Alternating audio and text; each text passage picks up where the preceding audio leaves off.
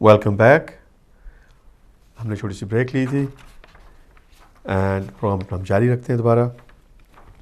کہ میں آپ کو یہ بتا رہا تھا کہ نواز شریف صاحب نے یہ اناؤنس کیا تھا پچھلے مہینے مارچ میں کہ وہ ایک بنا رہے ہیں ڈیلیگیشن یا کمیٹی ٹو پروٹیکٹ جرنلسٹس.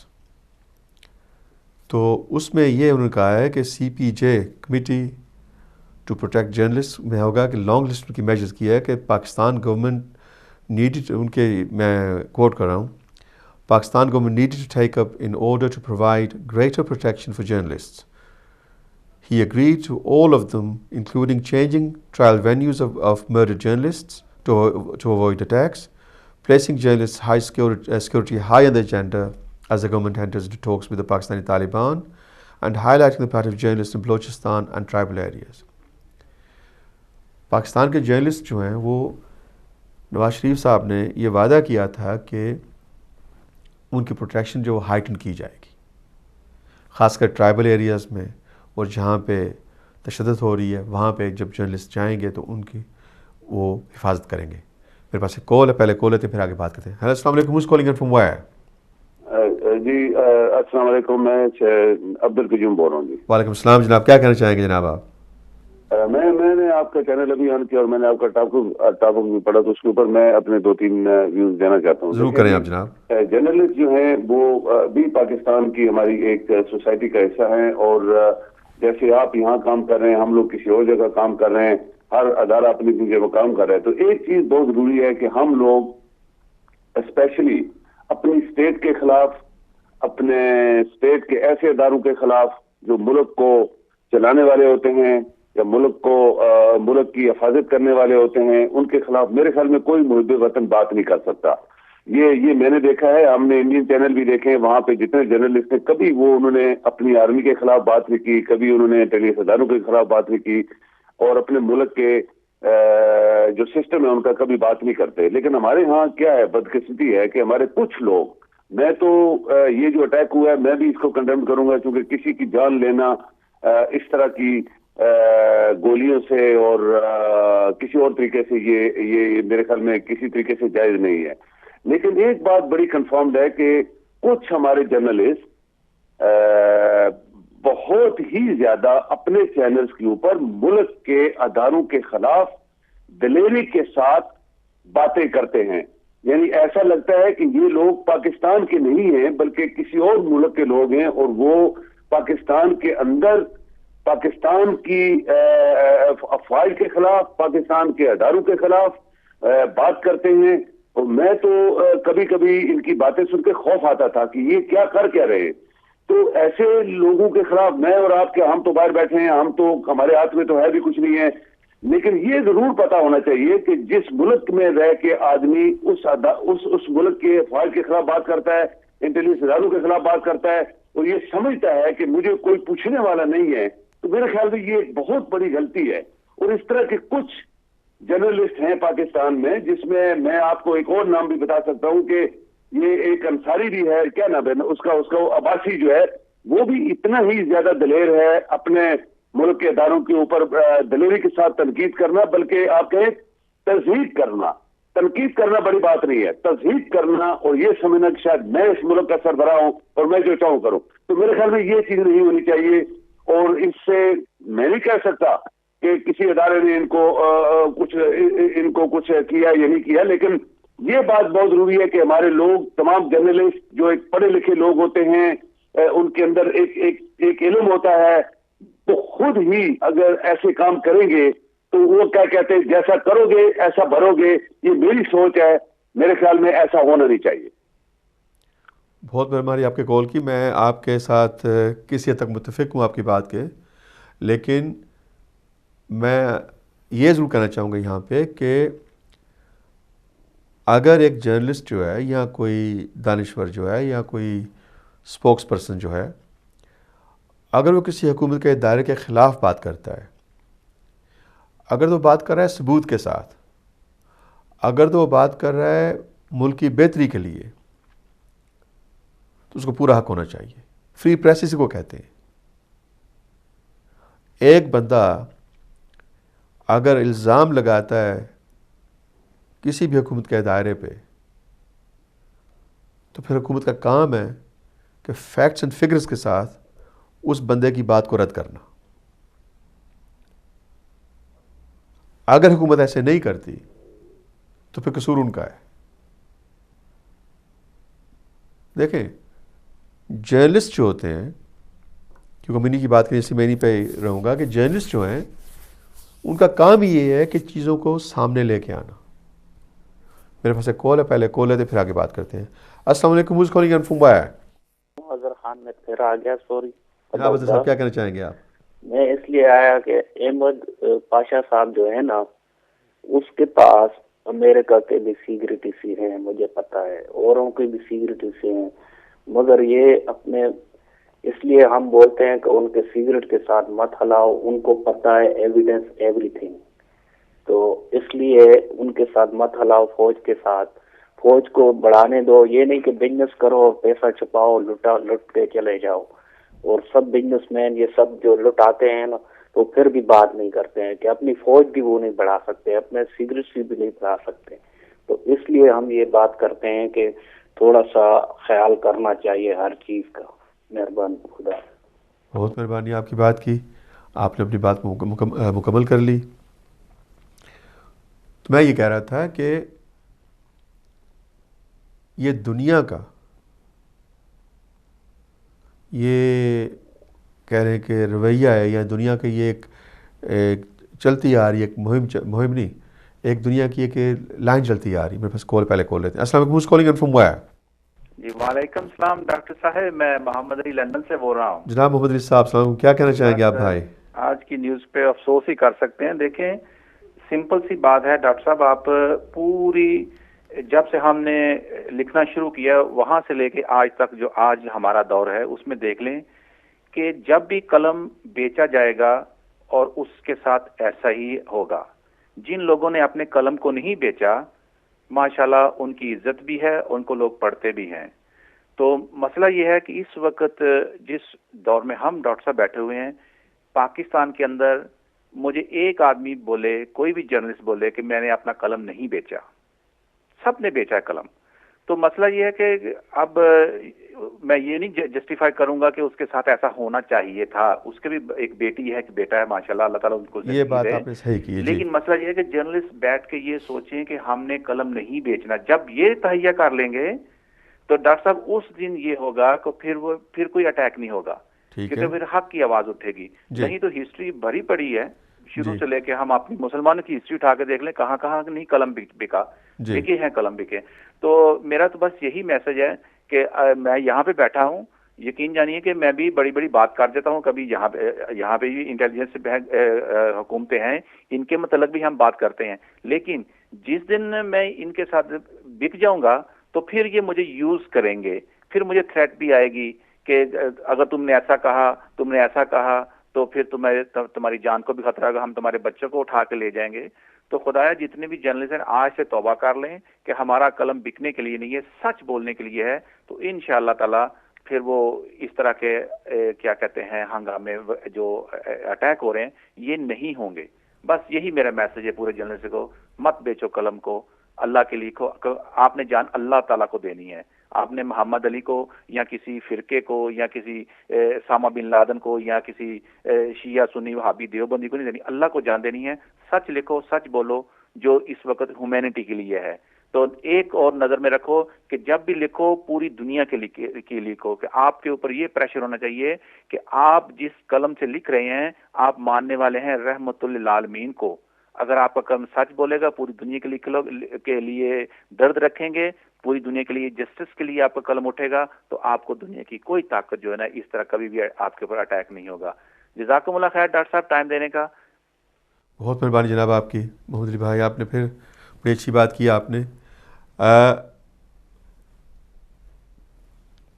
پہلی بات یہ میں دیکھیں میں بار بار ایک ہی کہہ لیں کہ لائن پہ چل رہا ہوں کیونکہ میں اس کو بڑا ضروری سمجھتا ہوں کہ پہلی بات یہ ہے کہ جان کسی کی لینا یہ کسی بھی حال میں صحیح نہیں ہو سکتی.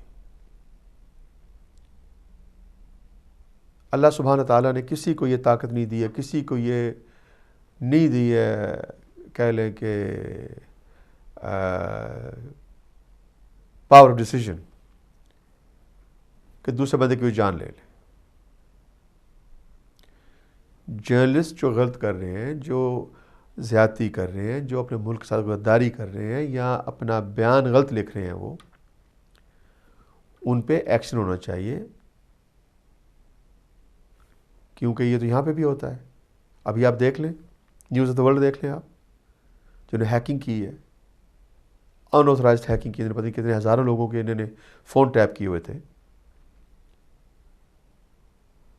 اب اینڈی کولسن جو ہے, جو کہ ایڈوائزر تھا پرائم منسٹر کا, اس کو لا کے وہ ڈاکومنٹ کھڑا کر دیا ہے. جو ایڈیٹر تھی نیوز آف دا ورلڈ کی, اس کو لا کے ڈاکومنٹ کھڑا کر دیا ہے. کیوں کہ انہوں نے امن کے ذریعے گورنمنٹ ایجنسیز کی صلاحیتیں استعمال کر کے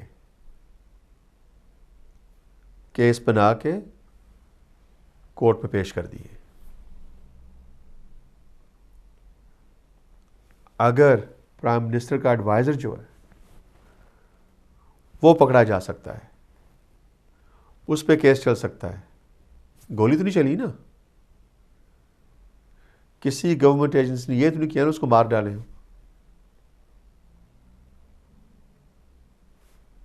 یہی میں بات کر رہا ہوں کہ جان لینی جو ہے نا وہ غلط ہے.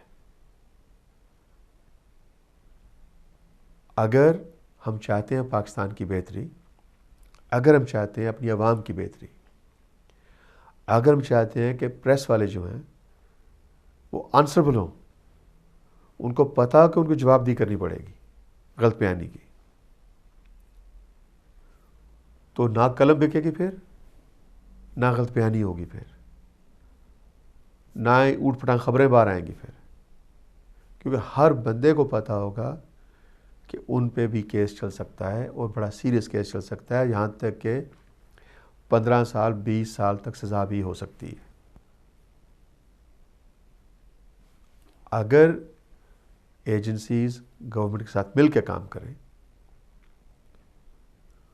تو پھر اینڈ رزلٹ یہ ہوتا ہے. لیکن اگر گورنمنٹ ایجنسیز جو ہیں ان کے اپنے ایجنڈیز ہیں, تو پھر جرنلسٹ کیا, کسی بھی شہری کی, کسی بھی ملک کے کہہ لیں کہ انڈیویجول کی, فرد کی جان جو ہے خطرے میں. تو بات کرنے کا مقصد سارا یہ ہے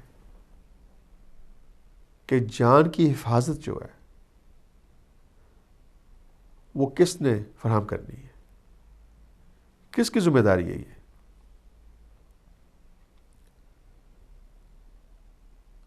اگر ہم یہی کیس کو, میں نے ابھی جیسے امریکہ کا بھی میں نے مینشن کیا ہے, میں نے انگلینڈ کا بھی مینشن کیا ہے, میں نے یہاں پہ بھی حال ہی میں کل ایک جو ڈیمونسٹریشن اس کو میں نے مینشن کیا ہے. اگر ان ملکوں میں عوام جو ہے ان کو اتنا بیدار کر دیا گیا ہے, ان کو اتنا کہہ لیں کہ لفظ ہے کہ ان کو اتنا ایجوکیٹ کر دیا گیا ہے کہ وہ ایجنسیز کو دیکھتی ہیں انصاف کے لیے, وہ کہہ لیں کہ انتظار میں رہتے ہیں, ان کو پتہ ہے کہ ان کا حل نکلے گا. تو امن جاری رہتا ہے,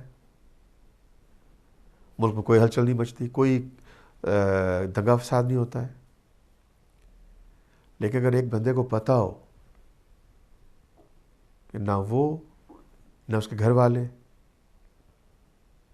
سیف ہیں, تو کیا کرے گا پھر وہ. پوائنٹ جہاں پہ ہم میر صاحب کا نہیں ہے, ان سے ہماری بڑی ہمدردی ہے, یہ نہیں ہونا چاہیے تھا. یہ اس لیے ہم یہ بات کر رہے ہیں، لیکن وہ ایک ایگزامپل ہے. بات ہے کہ پاکستان حکومت اور ایجنسیز کی. میرے پاس ایک کال ہے، کال لیتے ہیں پھر آگے چلتے ہیں. السلام علیکم. Who's calling in from where? Hello. وعلیکم السلام. وعلیکم السلام. کون صاحب بول رہے ہیں، کہاں سے؟ جی زیاڑی سے بات کر رہا ہوں. کہاں سے؟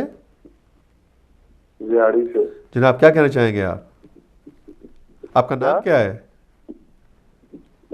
آواز نہیں آ رہی ڈاکٹر صاحب آپ کی. آپ کا نام کیا ہے؟ عباس. جناب کیا کہنا چاہیں گے آپ؟ میں یہ کہنا چاہتا ہوں یہ جو فضا قائم کی جا رہی ہے کہ فوج کو تنقید کا نشانہ بنایا جا رہا ہے، ہر چینل پہ یہی باتیں ہو رہی ہیں. ایسا تو نہیں ہے، ہمیں تو نہیں لگتا کہ یہ ایسا ہو رہا ہے، لیکن یہ ٹی وی پہ چینلوں پہ یہی باتیں چل رہی ہیں. عوام کا جو ذہن ہے اس طرف لگایا جا رہا ہے کہ فوج کو تنقید کا نشانہ بنایا جا رہا ہے. جی یہ بھی یہ کوئی ایجنڈا ہی ہے جس پہ یہ کام ہو رہا ہے کہ جو فوج ہے وہ بھی تو ہمارے بھائی ہیں نا. بالکل. کسی کا بیٹا ہے، کسی کا بھائی ہے. فوج بھی تو اسی پاکستان کی ہے نا. جی. تو انہیں کے جو بھائی ہیں، بہن ہیں، انہوں نے ووٹ دیے ہیں نا. جی. تو اگر یہ سب اپنے دائرہ کار میں رہ کر کام کریں گے تو پھر ہی ملک کی بہتری ہو سکتی ہے. بس. بڑی مہربانی آپ کے کال کی. Thank you very much. میرا خیال ہے کہ جو پاکستان کے عام شہری ہیں، جو بندے پاکستان کے لیے امن اور بہتری چاہتے ہیں، وہ سب ہم خیال ہیں. میرے پاس ایک اور کال ہے. السلام علیکم. Who's calling in from where? السلام علیکم. میں اظہر بات کر رہا ہوں مانچسٹر سے. جناب اظہر صاحب السلام علیکم. جی دیکھیے یہ جو واقعہ ہوا ہے حامد میر صاحب کا، یعنی ایک طرح سے صحافیوں پہ جو خطرات لاحق ہیں جو ان کے اعلام والا کام سے ریلیٹڈ ہوتے ہیں، اور جو میڈیا کے اس قسم کے سینئر اینکر پرسنز ہوتے ہیں جو مختلف اینگل سے مختلف چیزوں پہ بیانات دیتے رہتے ہیں. مشکل یہ ہے ہمارے ملک کے اندر کہ ہمارے اتنے سیاسی قتل ہوتے رہے، جنرل ضیاء الحق سے لے کر بے نظیر بھٹو، پھر ان کے شوہر 5 سال گون کر کے گئے، لیکن قاتلوں کا سراغ آج تک نہیں لگ سکا. تحقیقات تو بس برائے نامی اوپری طور سے جاری رہتی ہے. بات اصل یہ ہے کہ یہ سارے چیلنجز جو ہیں یہ ہماری ریاست کے ہیں. اگر ہماری ریاست ان چیزوں کو پوری طرح سے چیلنج نہ کرے اور جو ادارے ہیں ان کو کوشچن نہ کرے تو پھر کون کر سکتا ہے؟ کیونکہ یہ ان کا کام ہے کہ وہ سارے ایویڈنس کو دیکھیں، اور جو جان مال کا تحفظ ہے جس میں یقینی طور سے صحافی ایک امپورٹنٹ رول پلے کرتے ہیں، ان کی اپنی وہ ہوتی ہے. تو ان چیزوں کو دیکھنا چاہیے بجائے اس کے کہ آپ فوری طور پر کسی ایک بڑے ادارے کے اس پہ الزام لگانا شروع کر دیں بغیر کسی ایویڈنس کے. بغیر کسی، اس سے ہوتا یہ ہے کہ اور زیادہ ایک طرح سے تفرقہ پھیلتا ہے اور کوئی اس کا انجام جو ہے وہ نہیں ہوتا ہے. اس لیے یہ بہت امپورٹنٹ چیز ہے. دیکھیں نا پاکستان میں صحافیوں کے بارے میں کیا کہا جاتا ہے انٹرنیشنل لیول پہ، اگر آپ دیکھیں تو یہی ہے کہ وہاں پہ صحافی محفوظ نہیں ہے. سمجھے نا آپ؟ یعنی ایک طرح کی امیج یہ کریٹ کی جاتی ہے کہ وہاں کی جو لائف ہے اس میں یہ کوئی بھی کسی بھی وقت کسی بھی ٹارگیٹ پہ آ سکتا ہے. سوال یہ ہے کہ اس چیز کو انویسٹیگیٹ کون کرے گا؟ یہی ایک سب سے بڑا چیلنج ہے. جب آپ نے مثال یہاں کی دی تھی کہ ابھی یہاں پہ مسجد ریجنس پارک لندن کے اس میں ڈیمانسٹریشن ہوا، سب کچھ ہوا، یہی وہی بات آ جاتی ہے کہ میں نے ہمیشہ کہی ہے کہ جب تک آپ کی پوری مشینری کمپلیٹ، جس کو کہتے ہیں نا آپ، فل ٹرسٹ کے ساتھ ہر لیول پر ایکٹیو نہیں ہوگی جیسے یہاں پر ہے، تو کبھی بھی آپ اس کرائم کو کنٹرول نہیں کر سکتے ہیں. یعنی ایک موٹی سی بات یہ ہے کہ میں اگزامپل اس وقت آپ کو دوں کہ ہماری حکومت کی اتنی سادہ پالیسی جو میری سمجھ میں نہیں آ رہی ہے کہ آپ ایک طالبان کے گروپ سے نیگوشیٹ فرما رہے ہیں اور ان سے یعنی بات چیت ہو رہی ہے، تو کیا یہ طالبان پاکستان، ان کا پاکستان سے کیا تعلق نہیں ہے؟ کہ یہ پاکستان کی ایک طرح سے ویٹ کو چیلنج کر کے یہ کہنا چاہتے ہیں کہ صاحب ہم جو چاہیں گے کر سکیں گے، سمجھنا، ہم اس کے لیے تیار نہیں ہیں، اس کے لیے تیار نہیں ہیں. اور جو باتیں ہو رہی ہیں اس میں جو پوائنٹس ہیں وہ کیا ہیں پوائنٹس، کس بیسس پہ وہ یہ بات کروانا چاہ رہے ہیں؟ کیونکہ جہاں تک میں دیکھ رہا ہوں تو یہ کہتے ہیں کہ صاحب ہمارے قیدی آپ چھوڑ دیں.